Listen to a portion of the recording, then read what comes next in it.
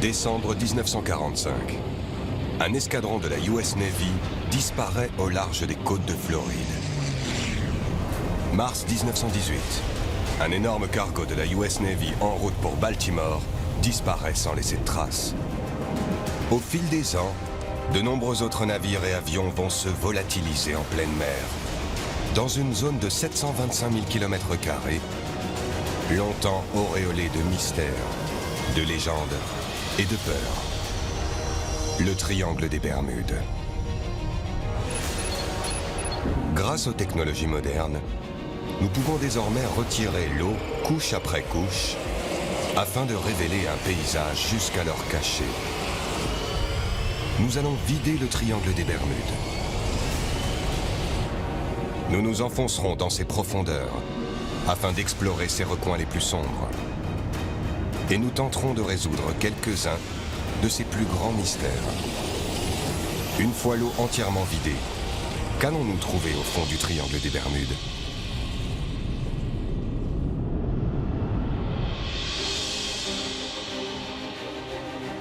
Les Bermudes, un archipel situé à 1050 km à l'est des États-Unis. Pendant des siècles, il a servi de refuge aux flottes de l'Atlantique. Mais les eaux de l'archipel constituent un piège mortel. Les Bermudes peuvent sembler paradisiaques, mais elles représentent une menace pour les marins qui ne connaissent pas bien la zone. Le nom Bermude suffit à inspirer la peur chez de nombreux marins qui ont rebaptisé l'archipel l'île des démons. Le paradoxe de ce lieu paradisiaque, c'est que pendant 200 ou 300 ans, ça a été un cimetière de bateaux. En tant que gardien d'épave, il est du ressort de Philippe Rouja de dépister et de recenser toutes les épaves historiques des Bermudes. Et il a de quoi faire. Ces eaux en abriteraient jusqu'à 300.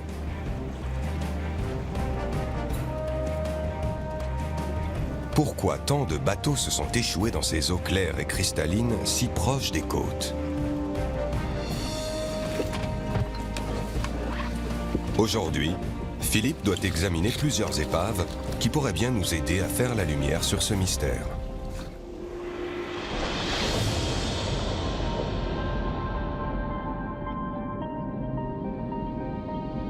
Il commence d'abord par la Mary Celeste, un bateau à vapeur avec une coque en fer qui assurait le ravitaillement pendant la guerre de sécession. Elle a quitté les Bermudes et a mis le cap au sud avant de sombrer juste ici. C'est étrange parce que nous ne sommes qu'à 800 mètres des côtes. Ce jour-là, en plus, la mer était calme. Tout ça est un peu étrange. On aimerait comprendre ce qui a bien pu se passer.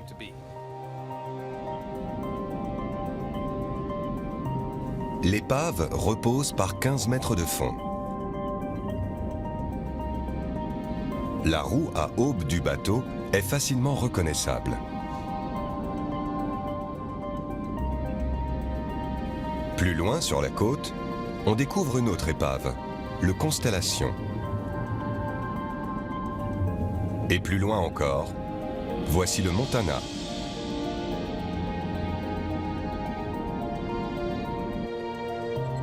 D'après les recherches de Philippe, on trouve des épaves tout autour des Bermudes. Il apparaît évident que quelque chose dans ces eaux représente une menace mortelle pour les navires. Mais pour découvrir de quoi il s'agit et pour élucider les nombreux mystères qui entourent le triangle des Bermudes, il nous faut observer les fonds marins. Pour cela, nous devons vider l'océan, couche après couche, afin de révéler un paysage sous-marin extraordinaire. Encore jamais vu auparavant.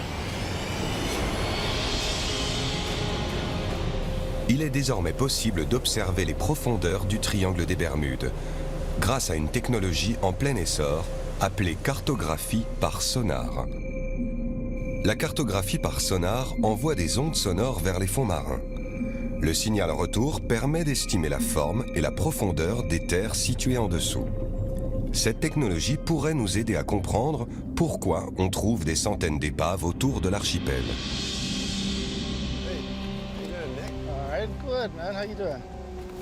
Le géologue Nick Hutchings est un chercheur d'or des temps modernes.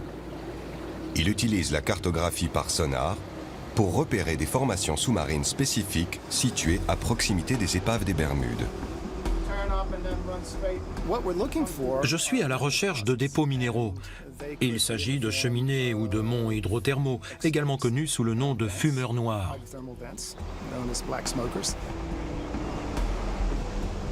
Nick pense que ces cheminées aujourd'hui éteintes pourraient renfermer des métaux et des minéraux rares. On pense pouvoir trouver de l'or et du cuivre. Et quand il y a une croûte, on peut aussi trouver du platine, du cobalt, du nickel et surtout des terres rares. Les terres rares sont très recherchées car indispensables à nos technologies modernes. Pour dénicher ces précieux métaux, Nick utilise un sonar multifaisceau. Les données récoltées dévoilent un paysage sous-marin extraordinaire autour des Bermudes, à commencer par ce qui ressemble à une crête de montagne. On a une sorte de plateau ici.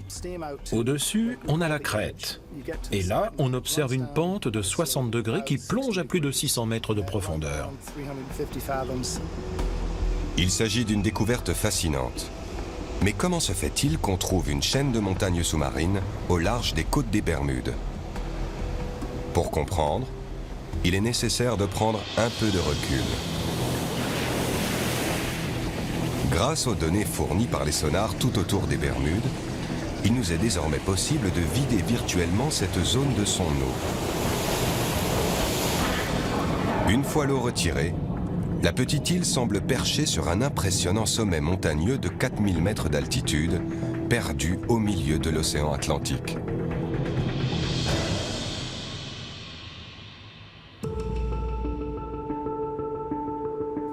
Mandy Scheller est cartographe auprès du gouvernement des Bermudes. Elle est encore sous le choc de ces révélations. C'est génial que nous disposions de cette nouvelle technologie qui nous permet de voir ce qui se passe sous la surface de l'océan.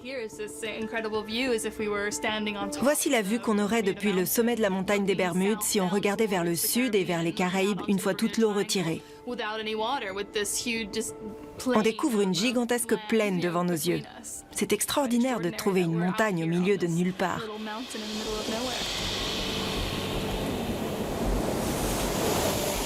Mais comment est-elle arrivée là? Si on trouve une île à cet endroit aujourd'hui, c'est parce qu'une violente éruption volcanique s'est produite dans cette zone relativement isolée de la plaque océanique qui s'étire depuis la première phase de développement de l'océan Atlantique. Pendant plusieurs millions d'années, le volcan a continué à grossir jusqu'à percer la surface de l'océan. Il est entré en éruption et a donné naissance à une île volcanique qui s'élevait à 1000 mètres au-dessus du niveau actuel de la mer. Après l'extinction du volcan, il y a 30 millions d'années, la montagne a été érodée par le vent et la pluie, ne laissant alors plus qu'un plateau. Avec la montée des eaux à la fin de l'ère glaciaire, la majeure partie des Bermudes a disparu, à l'exception d'une petite île. Des récifs se sont formés sur les pentes de l'ancien volcan et encerclent aujourd'hui les Bermudes. Les récifs des Bermudes constituent une barrière naturelle qui nous protège des assauts de l'océan. Mais ils ont aussi causé la perte de nombreux marins. Ces récifs sont potentiellement mortels pour les navires. Mais ce qui vit sur ces récifs représente une menace bien plus grande encore. Ici, on les appelle des brisants. Les brisants sont composés d'algues rocheuses et de coquilles de millions de minuscules mollusques. Ensemble, ils forment une structure calcaire très dure qui peut s'élever à près de 12 mètres de haut et dont le sommet perce parfois la surface à marée basse. Les brisants sont plus durs que les récifs qui les entourent. Cela explique qu'ils aient survécu et que le processus à l'origine de leur création ait perduré. Les bateaux qui percutent les brisants, qu'ils soient en bois ou en métal, risquent de sérieux dégâts. Les brisants ont parfois des sommets acérés capables d'ouvrir la coque d'un bateau comme un vulgaire ouvre-boîte et de le faire couler en un rien de temps. Et c'est par temps calme qu'ils sont le plus dangereux. Ce qu'il y a d'ironique avec les brisants, c'est qu'ils sont surtout visibles quand il y a des vagues et de la houle. Les brisants sont bien plus dangereux par mer calme parce qu'on a du mal à les voir. Les brisants sont à l'origine de nombreux naufrages aux Bermudes, dont celui de la Mary Céleste. Cette menace cachée qui encercle les Bermudes est un héritage mortel du passé volcanique de l'archipel. Vider l'eau des Bermudes a permis d'expliquer la présence de centaines d'épaves dans la région. Mais il ne s'agit que d'un petit coin d'un vaste triangle qui s'étire au nord des Bermudes, au sud à Porto Rico et à l'ouest aux côtes de la Floride. Un vol datant de la Seconde Guerre mondiale et parti de Floride a fini d'asseoir le mythe du triangle des Bermudes. Il s'agit du vol 19, surnommé la patrouille perdue. Une équipe de plongeurs s'apprête à partir à la recherche d'un appareil impliqué dans les étranges événements de ce jour-là. En continuant à vider l'eau, nous parviendrons peut-être à trouver la clé de ce mystère. 5 décembre 1945. 5 bombardiers Avenger décollent de la base navale de Fort Lauderdale en Floride. Cette mission a pour nom de code Vol 19. Il s'agit d'un entraînement de routine le long des côtes de l'Atlantique. Aux commandes, le lieutenant de la marine Charles Taylor, un pilote très expérimenté. Il a mené des dizaines de missions d'entraînement, mais il connaît mal cette zone de la côte.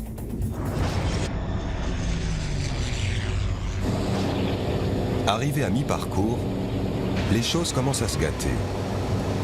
Le lieutenant Taylor signale que ses compas ne fonctionnent pas. La météo se dégrade brusquement. Les voilà perdus. Un hydravion Martin PBM Mariner est envoyé en mission de sauvetage afin de localiser l'escadron et de guider les pilotes jusqu'à la base. Le Mariner envoie un message de routine. On ne le reverra plus jamais. Les épaves du vol 19 ou du Mariner n'ont jamais été retrouvées. Toutes sortes de théories farfelues ont été avancées pour expliquer la disparition de ces appareils.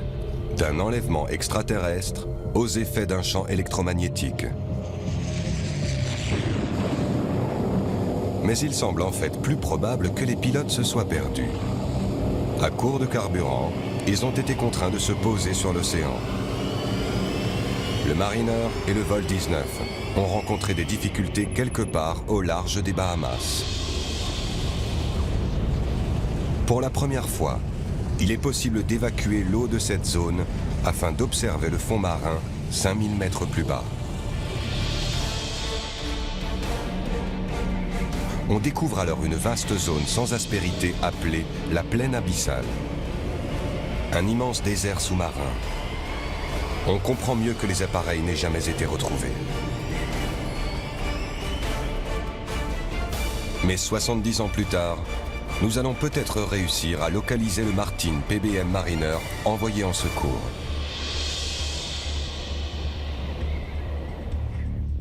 Mike Barnett est un plongeur spécialisé dans la recherche d'avions disparus. Il a passé plusieurs années à enquêter sur le vol 19. Il pense maintenant savoir où s'est écrasé le Mariner. J'ai essayé de recréer le parcours de vol dans ma tête afin de déterminer où cet appareil avait pu tomber. Il est parti de la base aérienne de Banana River. Il a volé vers le nord jusqu'à Cap Canaveral, puis s'est éloigné des côtes jusqu'à la zone de recherche qui lui avait été assignée.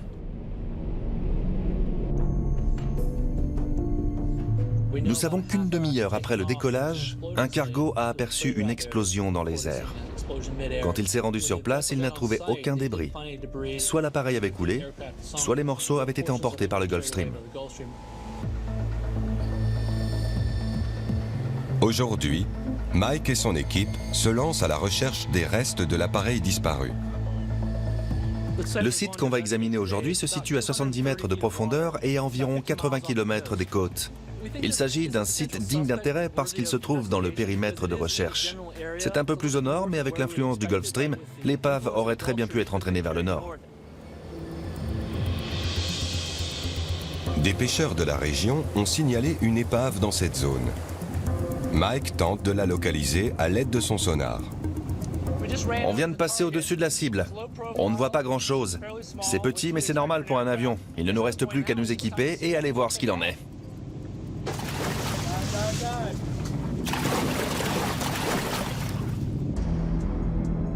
La cible se situe à 69 mètres de profondeur. Mike pense qu'il s'agit d'un avion, mais il ignore si c'est bien le Mariner.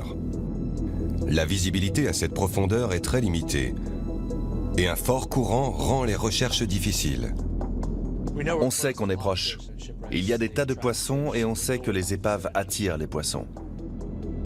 Soudain, au milieu de l'obscurité, les plongeurs aperçoivent quelque chose. C'est le train avant de l'appareil. Juste à côté, ils découvrent le fuselage rouillé d'un gros avion. Ce site est très intéressant. On y trouve plusieurs structures intactes. En général, on retrouve ces appareils en pièces détachées sur le fond marin. Alors trouver quelque chose comme ça, c'est vraiment extraordinaire. S'agit-il de l'épave de l'avion de sauvetage?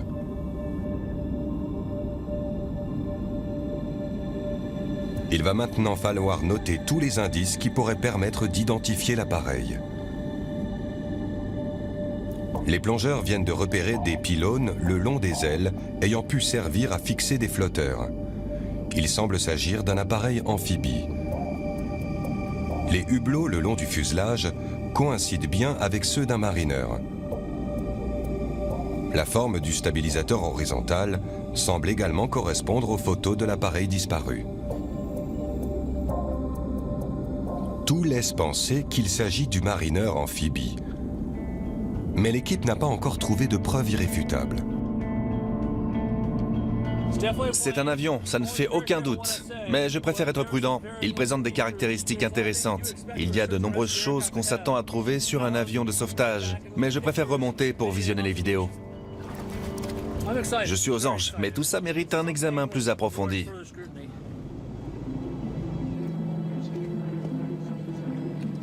Mike a besoin de l'avis d'un expert afin d'identifier l'avion. Il montre les images tournées lors de la plongée à Roy Stafford, un historien de l'aviation. Roy est un ancien pilote de l'armée américaine.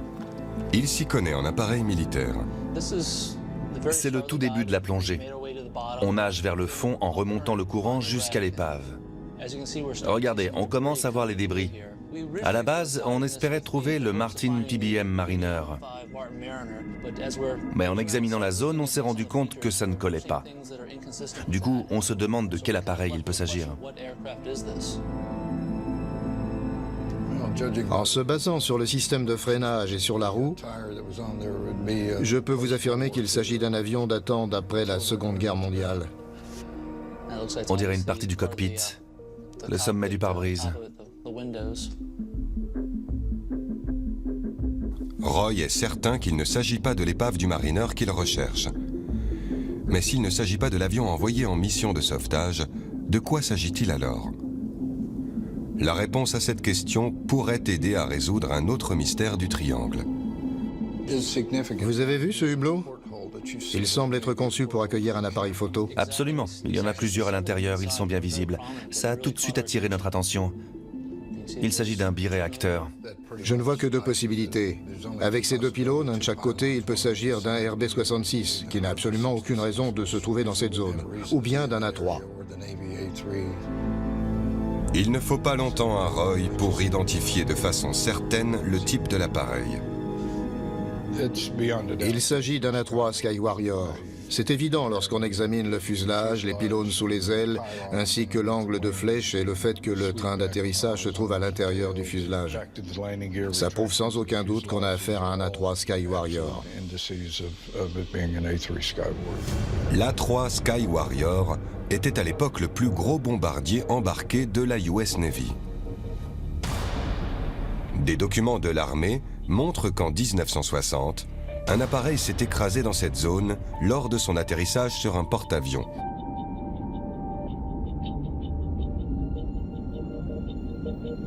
Il est très fort probable qu'il s'agisse de l'épave que Mike et son équipe viennent de découvrir. Mais le vol 19 et le Mariner restent toujours introuvables. Les recherches continuent pour retrouver cet appareil. On sait qu'il est par ici. Si nous évacuions toute l'eau de la plaine abyssale qui entoure les Bahamas, nous serions alors certains de retrouver la patrouille perdue. Et si l'on se base sur l'état dans lequel on a retrouvé les autres épaves, voici alors ce qu'on pourrait espérer retrouver après 70 années passées dans l'eau. Si nous continuions à vider l'eau du triangle des Bermudes et à nous enfoncer encore plus profondément, nous rencontrerions un autre phénomène étrange.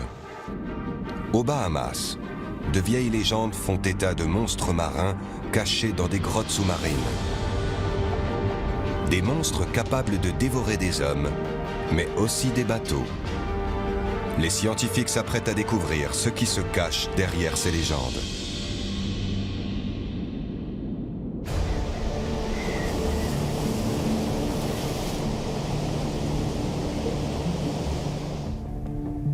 À 80 km au large des côtes de la Floride, à l'extrémité ouest du triangle des Bermudes, se trouvent les Bahamas. Un archipel de plus de 700 îles. C'est ici qu'on trouve l'une des forces naturelles les plus étranges du triangle des Bermudes.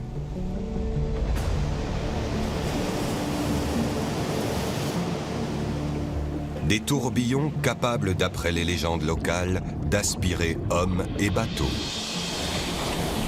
En vidant l'océan sur près de 5 km, nous découvrons un paysage stupéfiant.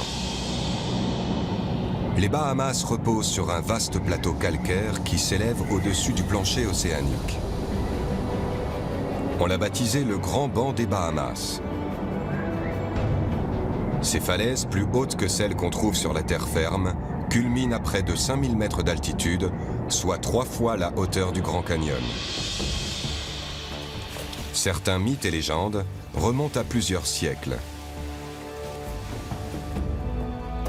Les îles des Bahamas les plus proches du continent américain s'appellent North Bimini et South Bimini.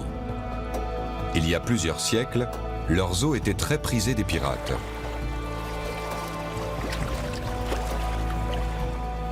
Si l'on en croit la mythologie du triangle des Bermudes, cet endroit abritait autrefois un lieu mystique. L'épreuve reposerait par 5 mètres de fond au large de l'île de North Bimini. On dirait un chemin de pierre reposant sur le plancher océanique. Cette étrange formation rocheuse a été baptisée la route de Bimini. Elle est tellement rectiligne que de nombreux explorateurs sont convaincus qu'elle a été réalisée par l'homme. Mais s'ils ont raison, que vient faire une route au fond de l'océan ? La légende raconte que la route de Bimini pourrait être un vestige du plus grand mystère sous-marin de tous les temps, la cité engloutie de l'Atlantide. Mais bien qu'elle semble avoir été conçue par l'homme, les scientifiques ont démontré qu'il s'agissait en réalité d'une formation naturelle constituée de couches de calcaire. Si l'on retirait toute l'eau, voici à quoi ressemblerait la route de Bimini. Les recherches pour retrouver l'Atlantide continuent. Mais la route de Bimini n'est pas la seule formation singulière qu'on trouve dans les eaux qui entourent les Bahamas. Sur l'île de Long Island, dans le sud des Bahamas, on a découvert une série de formations plus étranges encore. Tom Ailef est professeur de biologie marine. Il étudie la région depuis plus de 25 ans. Il n'a peut-être pas encore trouvé l'emplacement de l'Atlantide, mais ses découvertes n'en sont pas moins étonnantes et mystérieuses. Voici un lieu vraiment unique en son genre. On l'appelle Grotto. Il est situé derrière une église espagnole abandonnée au milieu des bois. Il s'agit de l'un des nombreux trous bleus des Bahamas. Ces trous ont été causés par l'effondrement du plafond de certaines cavités creusées dans la roche. On ne s'attend pas à trouver un cénote au beau milieu de l'île contenant de l'eau saumâtre, autrement dit, un mélange d'eau salée et d'eau douce. Ce qui est extraordinaire, c'est qu'on y trouve tout un tas d'animaux intéressants. On a notamment découvert de grosses crevettes d'eau douce. On constate une surabondance de vie sous-marine à l'intérieur des trous bleus. Mais comment cela est-il possible? D'où provient cette eau salée? Et pourquoi trouve-t-on autant de formes de vie sous-marine? La réponse se cache peut-être au fond de cet autre trou bleu, situé plus près de la côte. La taille de ce trou bleu, situé à quelques mètres seulement de l'océan, est sans commune mesure avec celle de Grotto. Depuis les airs, on prend mieux conscience de sa profondeur. Il s'enfonce à plusieurs centaines de mètres sous le niveau de la mer. Voici le trou bleu de Dean, le plus grand et le plus profond de tous. Tom Aylef, qui l'a exploré à de nombreuses reprises, est bien conscient des dangers qu'il représente. Il arrive parfois que des gens s'approchent trop près du bord. Les pentes sablonneuses sont souvent très raides. Si vous ne faites pas attention, un pas de trop et c'est la glissade assurée. Le trou bleu de Dean a déjà fait plusieurs victimes. Les locaux préfèrent garder leur distance, terrorisés par les histoires surnaturelles qui entourent ces lieux. Aux Bahamas, il existe de nombreuses légendes populaires liées au trou bleu. L'une d'elles raconte qu'un monstre appelé Lasca vivrait au fond du trou bleu. L'eau qu'on voit entrer et sortir, ce serait en fait le monstre Lasca qui inspire et expire de l'eau. On raconte aussi que des bateaux qui naviguaient trop près du trou auraient été aspirés vers le fond par les inspirations de Lasca. Aussi incroyable que cela puisse paraître, Tom a observé des tourbillons au trou bleu de Dean semblables à ceux mentionnés dans les légendes. À marée montante, j'ai déjà vu jusqu'à 3 vortex ou tourbillons aspirer l'eau simultanément au fond de la grotte.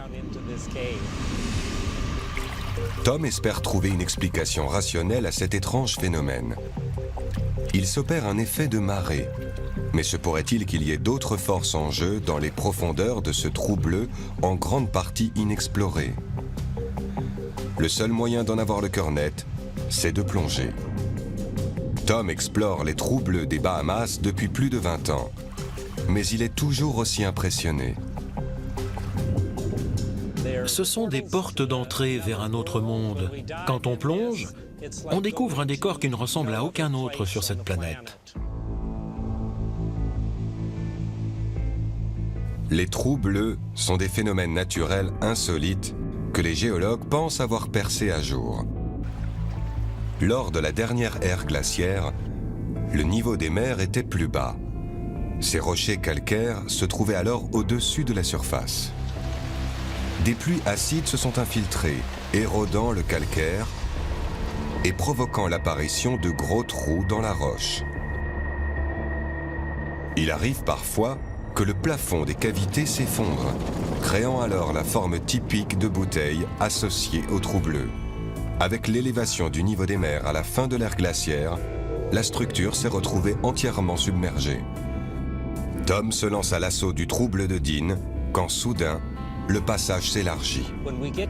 Arrivé à une profondeur de 20 mètres, on débouche dans une chambre d'une trentaine de mètres de diamètre. Si on continue à descendre jusqu'à une profondeur de 25 mètres, les parois s'élargissent et la chambre double de taille et peut même atteindre jusqu'à 90 mètres de diamètre. À 36 mètres de profondeur, Tom aperçoit ce qui ressemble à des tunnels latéraux partant du tunnel principal. Ils sont petits, mais ils exercent une puissante force de succion. On a senti de forts courants qui essayaient de nous aspirer. On a seulement parcouru une petite distance, mais sur le chemin du retour, il a vraiment fallu s'aider des mains pour ne pas se faire aspirer. 45 mètres, c'est la limite pour Tom. Il ne s'est jamais aventuré plus loin. Seul un petit nombre de plongeurs spécialisés s'y est risqué. L'un d'eux est même descendu à 202 mètres. Mais les profondeurs restent en grande partie inexplorées. Tom est persuadé qu'il y a encore beaucoup à découvrir. Des tunnels cachés, reliant les différents trous bleus et permettant à l'eau de mer et à la vie sous-marine de pénétrer à l'intérieur des terres. Si on continue à s'enfoncer dans les profondeurs, là où les flots nous entraînent, le courant doit être très puissant. J'imagine qu'il est tellement fort qu'il doit être impossible de lutter. On doit se sentir comme aspiré au fond du trou par la marée.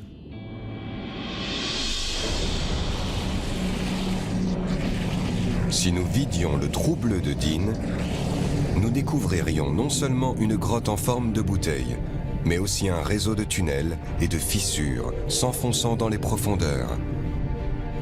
C'est le courant d'eau qui entre et qui sort de ces tunnels qui génère ces tourbillons, et non un monstre marin mythologique.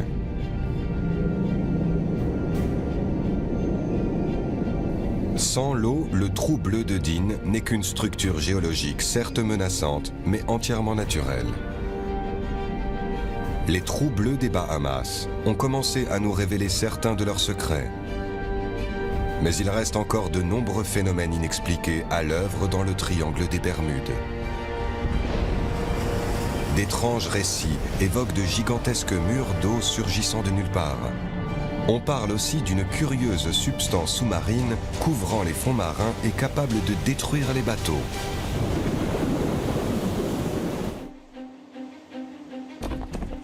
Mars 1918. Un cargo de la US Navy quitte le port de la Barbade. Le USS Cyclops est un énorme porteur de 19 000 tonnes. Il transporte une cargaison de minerais de manganèse avec 309 hommes à bord. Un jour après avoir levé l'ancre, il atteint la zone la plus profonde du triangle des Bermudes, où il disparaît soudainement. On ne retrouvera jamais la moindre trace de cet énorme navire ou de son équipage.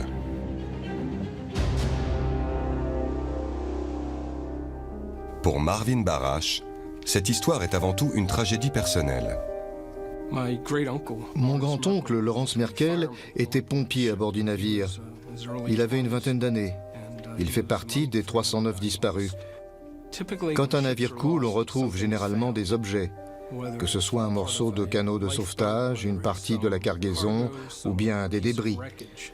On retrouve toujours quelque chose, mais là, on n'a rien retrouvé.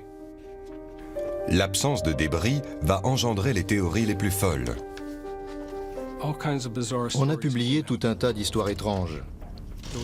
Un journal de Washington a prétendu que le navire avait été pris par les pirates et qu'il sillonnait désormais les eaux de l'Amazone. D'autres disaient qu'il avait été capturé par un sous-marin allemand. On a aussi parlé de monstres marins géants comme une pieuvre. Des photos ont même été publiées dans plusieurs journaux du pays. Marvin s'est donné pour mission de trouver ce qui est réellement arrivé au Cyclops. Il a étudié tous les documents et toutes les archives en rapport avec le navire. Il lui aura fallu des décennies de recherches éprouvantes, mais il pense avoir enfin identifié un défaut dans la conception du bateau. À une époque, c'était le navire le plus gros et le plus rapide de la flotte américaine. C'était un bateau à fond plat, particulièrement sujet aux roulis. Un jour, il s'est mis à tanguer d'environ 50 degrés d'un côté et d'une quarantaine de l'autre. Je connais de nombreux bateaux pour lesquels ça aurait été synonyme de catastrophe. Étant donné la propension du bateau à tanguer, se peut-il que quelque chose l'ait fait basculer? Quelque chose d'extraordinaire. Pendant des siècles, les récits de marins ont fait état d'énormes vagues, de murs d'eau surgissant de nulle part et submergeant tous les bateaux sur leur chemin. Ces vagues gigantesques font partie de la légende depuis des centaines et des centaines d'années. Des marins ont rapporté avoir vu de telles vagues et y avoir survécu. Pour Simon Boxall, il est impossible d'ignorer plus longtemps les récits de ces vieux loups de mer. À l'aide de satellites, nous sommes en mesure d'observer le monde entier en l'espace de quelques jours. Au cours de ces 20 dernières années, nous avons pu observer et mesurer des vagues pouvant parfois dépasser les 30 mètres. Donc elles existent. Ces vagues géantes ont même été filmées. Cette vague, filmée à l'hiver 2012, a percuté un bateau de sauvetage dans la mer du Nord.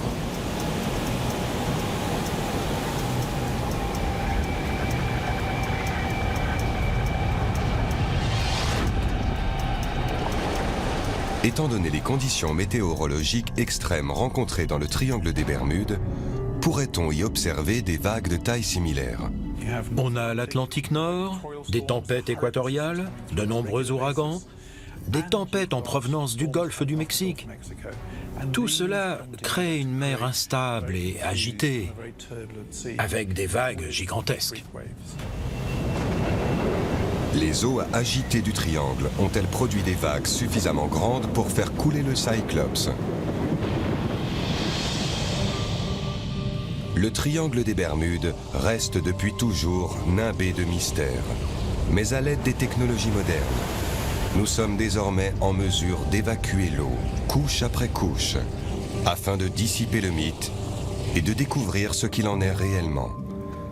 Mais parfois, il est nécessaire de faire appel à la science expérimentale pour résoudre un mystère aussi épais.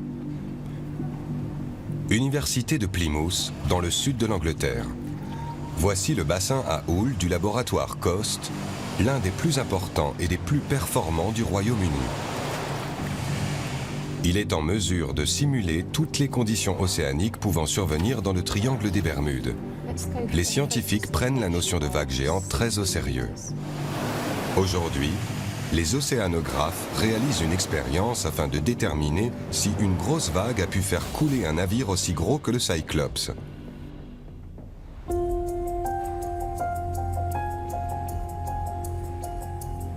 L'équipe utilise un modèle réduit comparable en taille au Cyclops. Les chercheurs le placent directement sur le chemin de la vague géante. Tout d'abord, ils commencent par générer des vagues de taille moyenne. Avec des vagues équivalentes à 8 mètres de haut, le navire reste stable. Mais lors de la rencontre de deux fronts orageux, on observe une interférence au niveau de la structure des vagues. Soudain, comme surgie de nulle part, une vague géante apparaît. C'est l'équivalent d'une vague de plus de 15 mètres de haut. Son impact sur le modèle réduit est on ne peut plus clair.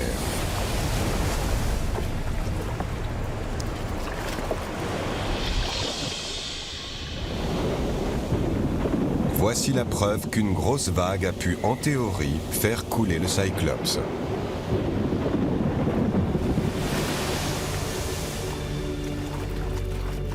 Mais un autre phénomène étrange pourrait être en cause dans la perte du bateau. Pour l'observer, nous devons retirer encore plus d'eau du triangle des Bermudes. Sur le fond marin, à 350 mètres de profondeur, on trouve un étrange dépôt laiteux et collant. Une seule parcelle suffirait à recouvrir la presqu'île de Manhattan. Il s'agit d'une substance appelée hydrate de méthane.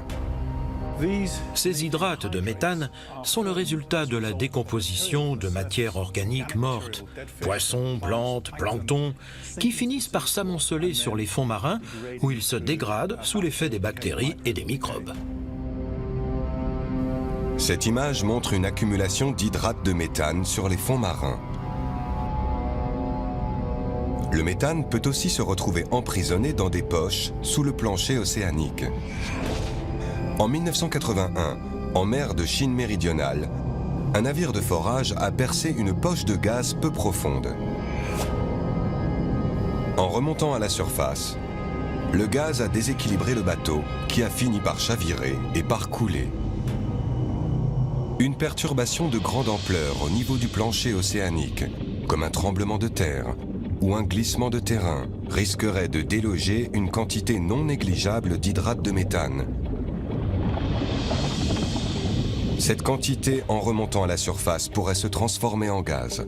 La libération d'hydrate de méthane aurait très bien pu provoquer le chavirage du USS Cyclops surtout quand on sait qu'il était, de par son design, sujet au tangage.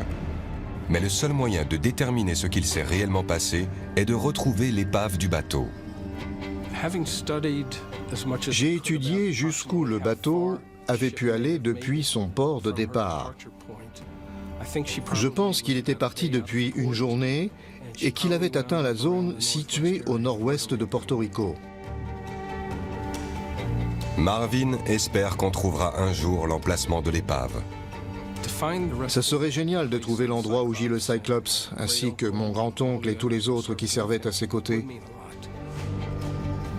Mais si les calculs de Marvin sont exacts, le bateau risque de ne pas être facile à retrouver.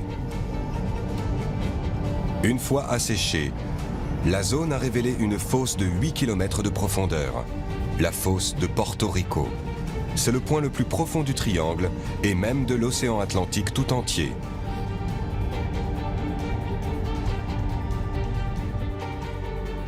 Les scientifiques se sont lancés dans l'exploration de cette énorme formation sous-marine, persuadés qu'elle pourrait renfermer le secret le plus mortel du triangle des Bermudes.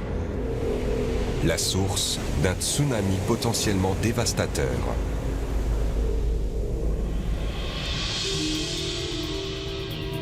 La zone la plus profonde du triangle des Bermudes, la fosse de Porto Rico, pourrait bien abriter un secret mortel. Les scientifiques se sont lancés dans une course contre la montre afin d'explorer cette région sous-marine difficilement accessible. Ici, dans le laboratoire d'imagerie à distance de la National Geographic Society, ils ont mis au point une nouvelle technologie permettant de filmer les profondeurs de l'océan. Une technique baptisée DropCam. Cela représente un véritable défi d'envoyer une caméra dans les profondeurs de l'océan. Quand on plonge quoi que ce soit dans l'eau, le poids de la colonne risque de peser sur le système. Imaginez le poids de 8000 mètres d'eau reposant sur une bulle en verre. La pression est très élevée, on est à plus d'une centaine de bars. Après des années de mise au point, l'ingénieur en chef Eric Berkenpass est enfin prêt à tester sa caméra au large des côtes chiliennes. L'appareil n'est pas motorisé. C'est un poids qui l'entraîne vers le fond. On avait la boule au ventre au moment où on l'a jeté à l'eau. C'était très impressionnant. Une fois l'équipe arrivée au-dessus de la fosse de Porto Rico, il faut 1h30 à la caméra pour parcourir les 8 km qui la séparent du fond. L'appareil est programmé pour passer quelques heures dans les fonds marins avant de refaire surface et de transmettre sa position. Ça a été un vrai soulagement d'entendre le signal sur nos radiotransmetteurs et de voir sa position satellite. Voici les premières images du fond de la fosse de Porto Rico à 8 km de profondeur. Le projet d'imagerie des fonds marins nous offre un aperçu de l'une des grandes régions inexplorées de la planète. Mais il ne s'agit que d'une série de clichés ne couvrant qu'une zone de quelques mètres carrés à la fois. Afin de vider l'ensemble de la fosse de Porto Rico, nous avons besoin de données complémentaires. Yuri Tenbrink est un scientifique spécialisé dans les sondages géologiques. Sa mission est de cartographier l'ensemble de la fosse. Et il pense qu'il est urgent de le faire. Nous avons commencé à étudier cette fosse parce qu'elle est très similaire d'un point de vue géométrique à celle de Java, où se sont produits le tremblement de terre et le tsunami en 2004. Il y a de quoi s'inquiéter car un tremblement de terre de magnitude 9 dans la fosse de Porto Rico pourrait déclencher un tsunami qui risquerait de frapper la côte est des États-Unis et même l'Europe. L'équipe de Yuri a déployé des véhicules sous-marins téléguidés appelés ROV afin de scanner la fosse et d'évaluer le risque de tsunami. Les ROV émettent des impulsions sonores afin d'obtenir une lecture la plus précise possible. La carte en 3D révèle les parois abruptes de vastes canyons sous-marins. Dans certaines vallées et dans certains rifts, les parois peuvent faire plusieurs milliers de mètres de haut. Les géologues savent depuis longtemps que cette fosse s'est formée lors du passage de la plaque nord-américaine sous la plaque Caraïbe. Mais ces nouvelles découvertes laissent penser que cela pourrait être propice à un glissement de terrain sous-marin.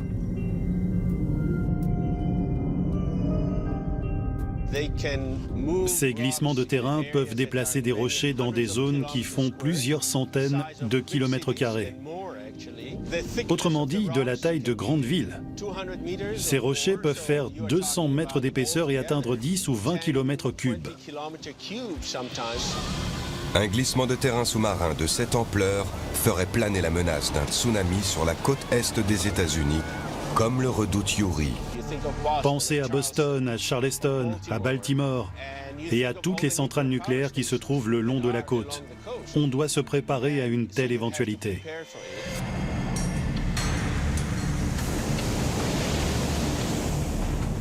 Après la catastrophe de Fukushima en 2011, on comprend mieux les conséquences d'un tsunami sur une centrale nucléaire insuffisamment protégée.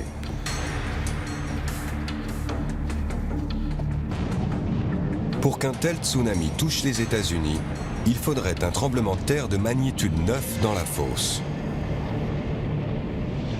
Pour comprendre les risques d'un tel séisme, l'équipe de Yuri a collecté des échantillons de roches récupérés au fond de la fosse afin de les analyser dans leur laboratoire.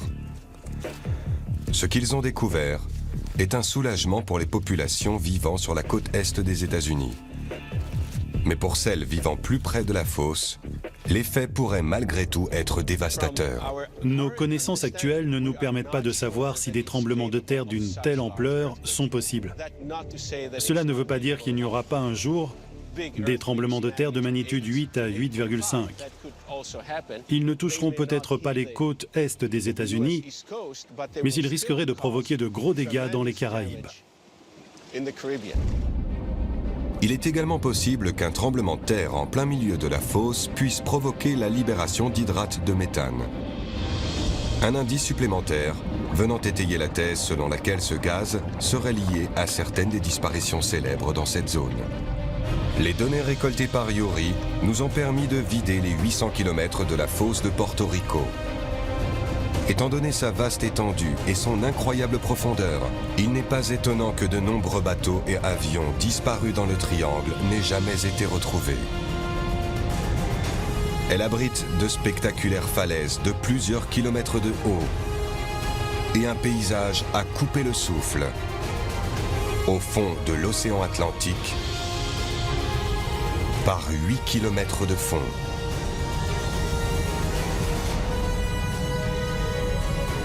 En vidant le triangle des Bermudes, nous avons pu pour la première fois observer un terrain très varié.